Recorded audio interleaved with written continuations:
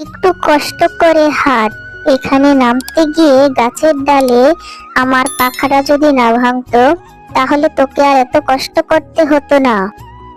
আমি আর পারছি না মা, আমার খুব ক্লান্ত লাগছে আর অনেক খিদেও পেয়েছে। আচ্ছা, তুই এই গাছের আড়ালে গিয়ে একটু থাক, আমি খুঁজে দেখি কোনো খাবার পাই কিনা। আমি নিজে না খেলে তোকেও তো দুধ খাওয়াতে পারবো না। আচ্ছা মা, ঠিক আছে। পৃথিবীর অন্যান্য পিঁপড়ারা যে আমার আকারের থেকে ছোট হবে কে জানতো। আমি ভেবেছিলাম পিঁপড়ারাই হয়তো এই গ্রহের সেরা জীব। এখন দেখি ঘটনা সম্পূর্ণ ভিন্ন। মানুষরা হচ্ছে এই গ্রহের সেরা জীব। পিঁপড়া কিছু দূর আগানোর পর একটা ছেলেকে গাছের নিচে বসে থাকতে দেখলো। তার পাশে বাক্সের মধ্যে কিছু খাবার ঢেকে রাখা ছিল। কিছু খাবার দেখা যাচ্ছে ওখানে। ছেলেটা মনে হয় ঘুমিয়ে আছে। এই সুযোগে আমি খাবারগুলো খেয়ে নেই। এ কি, আমার আগে দেখি এই ছোট পিঁপড়েগুলি খাবারে ভাগ বসিয়েছে। দাঁড়া, আমি আগে খেয়ে দেখি কেমন লাগে, তারপর তোরা খাবি।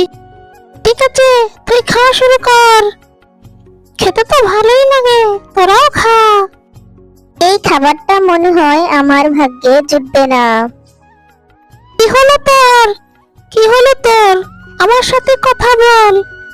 আমার গলাটা কেমন যেন জ্বলে যাচ্ছে। কি হলো আমার? আমার এরকম লাগছে কেন? ব্যথায় মরে যাচ্ছি আমি। কি হলো তোর? কথা বল আমার সাথে। পিঁপড়া তো মরে গেছে, তার মানে এই খাবারে বিষ মিশানো ছিল। মানুষটা মনে হয় আমাদেরকে মারার জন্য খাবারে বিষ মিশিয়ে রেখেছে। বাঁচতে চাইলে পালা এখান থেকে। আমি যেরকম ভেবেছিলাম মানুষরা তার থেকেও বেশি ভয়ানক। পিঁপড়াকে মারার জন্য এরা বিষ ব্যবহার করে। আমার এখানে আর এক মিনিটও থাকা উচিত হবে না। খুব ক্লান্ত লাগছে আজ। গাছের নিচে বসার পর কখন যে ঘুমিয়ে পড়েছি টেরই পেলাম না। এই দেখো, মার দেওয়া খাবারটাতে পিঁপড়া উঠাও শুরু করেছে। তাড়াতাড়ি খেয়ে নেই। তার মানে ও নিজেও জানে না যে খাবারে বিষ মিশানো আছে। ছেলেটাকে যদি সাবধান না করি তাহলে ছেলেটা তো ওই পিঁপড়ার মধ্যেই মারা যাবে। কি করব এখন আমি? খাবারটা এভাবে ফেলে দিল কে? পিঁপড়া? পিঁপড়া এত বড় হয় কিভাবে? তোমার খাবারে বিষ মিশানো ছিল, তাই ফেলে দিয়েছি। আর আমি কোনো সাধারণ পিঁপড়ে নই। আমি আর আমার সন্তান অন্য গ্রহ থেকে এই পৃথিবীতে বেড়াতে এসেছি। তাই তো বলি, আজ আমার সৎমা আমার সাথে কেন এত ভালো ব্যবহার করেছে। ভেবেছিলাম সে হয়তো এতদিন আমাকে মন থেকে মেনে নিয়েছে, আর এখন দেখি এগুলি সবই মিথ্যে। তোমাকে আমার জীবন বাঁচানোর জন্য ধন্যবাদ পিঁপড়া। ঠিক আছে, আমি তাহলে এখন আসি। দাঁড়াও, তুমি মনে হয় এখানে খাবার খুঁজতে এসেছিলে। এ নাও, আমার পকেটে থাকা পাউরুটির টুকরোটা তুমি খেয়ে নাও।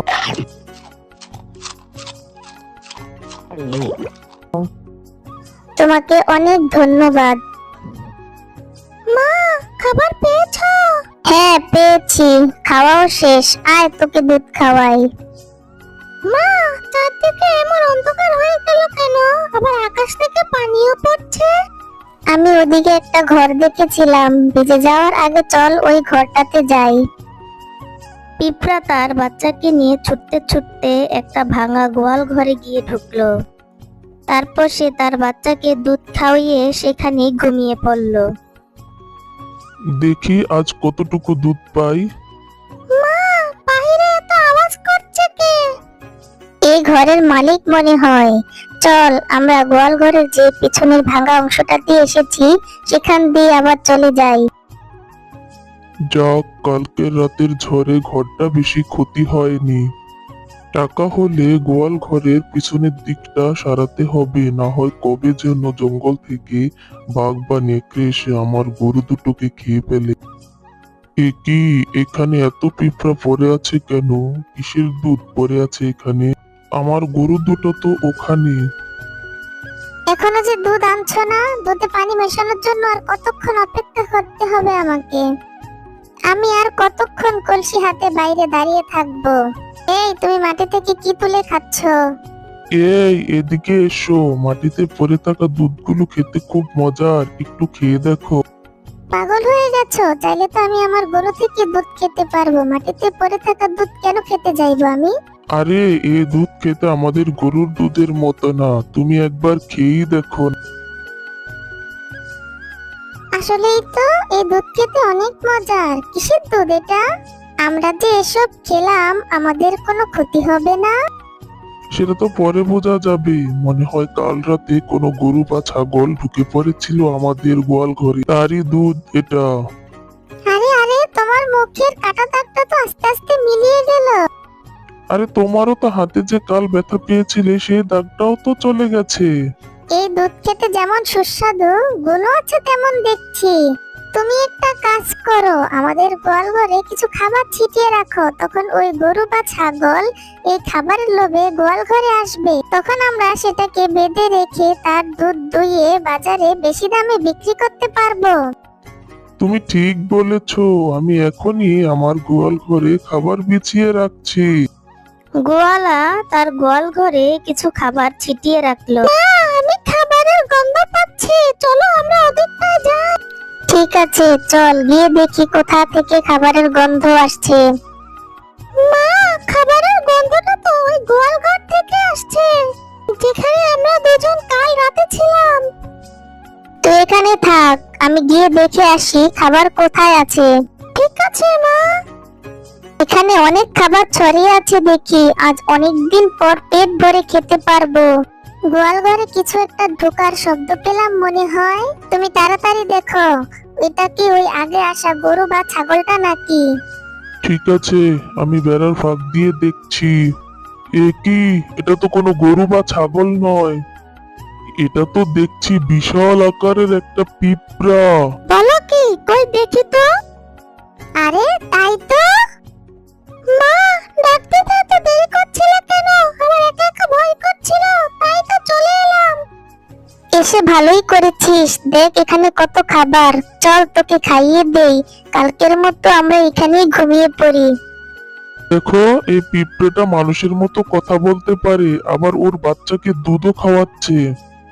তার মানে কাল রাতে ওরাই আমাদের গোয়াল ঘরে ছিল, আর দুধটুকু ওই পিঁপড়ারই ছিল। তুমি তাড়াতাড়ি ধরে নিয়ে এসো, পিঁপড়াটাকে বেঁধে রাখতে হবে।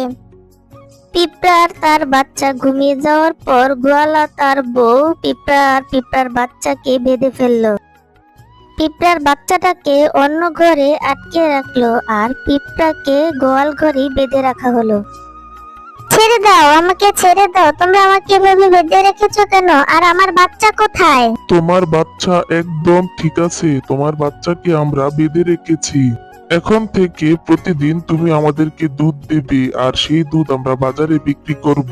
এ কি বলছো? আমার বাচ্চার দুধ কেন আমি তোমাদেরকে দিব? ঠিক আছে, তুমি তোমার বাচ্চার দুধ দিও না, তবে এটা জেনে রেখো তুমি আর কখনো তোমার বাচ্চাকে দেখতে পাবে না। না, এমনটা করো না, আমি দেব দুধ, তবু তোমরা আমার বাচ্চাকে কিছু করো না। এই তো এতক্ষণে ভালো একটা কথা বললে, যাও দুধের বালতিটা নিয়ে এসো। গোয়ালা দুধ দোয়াতো আর সেই দুধ বাজারে বিক্রি করত। দুধের স্বাদ ও ঔষধি গুণ থাকায় কিছুদিনের মধ্যেই জমজমা হয়ে উঠলো দুধের ব্যবসা। বাবা, মা, আমি চলে এসেছি। তুই বেঁচে আছিস কিভাবে? কেন মা, তুমি কি আমাকে মেরে ফেলার জন্য কিছু করেছিলে?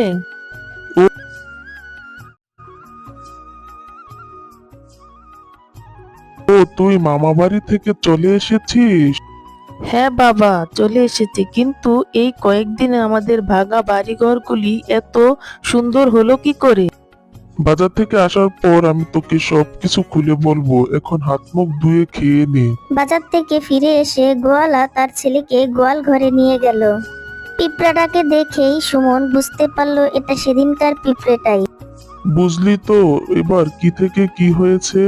এই পিঁপড়েটাই হলো এখন আমার সোনার হাঁস। হ্যাঁ বাবা, বুঝেছি। তুই তাহলে গোয়াল ঘরটাতে তালা লাগিয়ে চলে আসিস, আমি গেলাম কিন্তু। আচ্ছা বাবা, তুমি যাও। তার মানে তুমি তোমার মা বাবাকে আমাদের সম্পর্কে বলেছিলে, আজ আমাদের এই অবস্থার জন্য তুমি দায়ী? না, তুমি আমাকে ভুল বুঝছো। আমি তো এতদিন বাড়িতেই ছিলাম না, আজ আসলাম। যেখানে তুমি আমার জীবন বাঁচিয়েছো সেখানে আমি তোমার এই অবস্থা করব? কখনোই না। আমার মা বাবা তোমাকে কষ্ট দিচ্ছে, আমার খুব খারাপ লাগছে পিঁপড়া। নিজেকে নিয়ে চিন্তা নেই আমার। আমার বাচ্চাটা ঠিকঠাক থাকলেই আমি খুশি। আমি জানি বাবা তোমার বাচ্চাটাকে কোথায় রেখেছে। দাঁড়াও, আমি তোমার বাচ্চাটাকে তোমার কাছে নিয়ে আসছি। আর তোমার বাঁধনটাও আমি খুলে দিচ্ছি। তোমরা এখান থেকে দ্রুত পালাও। দেখো তোমার ছেলে পিঁপড়ের বাচ্চাটাকে কোথায় নিয়ে যেন পালাচ্ছে। তুমি ধরো ওকে, আমিও আসছি। স্বপ্না দৌড়াতে দৌড়াতে গিয়ে পিঁপড়ার বাচ্চাটার একটা পায়ের মধ্যে ধরলো, আর তখনই পিঁপড়ার বাচ্চাটা স্বপ্নার হাতের মধ্যে একটা কামড় দিয়ে দিল। মরে গেলাম, কেউ আমাকে বাঁচাও। এ কি, তোমার সারা শরীর তো ফুলে যাচ্ছে, এখন কি হবে? আমার বাচ্চা, এসেছিস তুই? তোমাকে অনেক ধন্যবাদ। তোমরা এখান থেকে পালাও তাড়াতাড়ি। বাবা তোমাদেরকে ধরে ফেললে আর পালানোর সুযোগ পাবে না কিন্তু। তোমার পাখা ঠিক হয়েছে? অনেক আগেই ঠিক হয়ে গেছে। আমরা এখনই চলে যেতে পারবো। আমরা এখনই আমাদের দেশে চলে যাব, আর কখনো মানুষের দেশে আসব না। আচ্ছা মা, আমি আর কখনো পৃথিবীতে আসার বায়না করব না। সুমন, এই পিঁপড়াদেরকে যেতে দিস না, এভাবে আমাদেরকে ক্ষতি করিস না। পিপিলিকা ও তার বাচ্চা আবার সুমনকে ধন্যবাদ জানিয়ে আকাশে উড়াল দিয়ে চলে গেল।